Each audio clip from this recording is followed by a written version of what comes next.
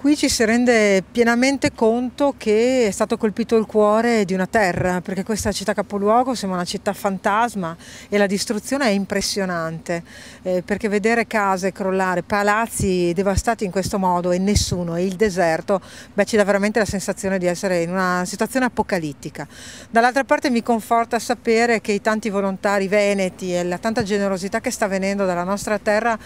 è di conforto per provare a tornare alla normalità. Qui sarà veramente lunga. Noi contiamo di avere una programmazione seria per il futuro per quanto riguarda la presenza dei nostri volontari, perché ci dovrà essere garantita una presenza nei campi che ci sono stati destinati, perché abbiamo messo a disposizione, grazie alla generosità del sistema universitario veneto, tanti che verranno poi a definire quali case saranno agibili, dove si potrà rientrare, e perché anche per quanto riguarda le spese che stiamo sostenendo la Regione si è voluta dedicare con forza a questo sisma. Abbiamo già parlato con l'assessore Coppola. Il presidente Galan ovviamente sta valutando tutte le singole questioni proprio perché vogliamo che si sappia che il Veneto è vicino a questa terra alpina d'Abruzzo. I nostri volontari sono ancora una volta un esempio di quanto la generosità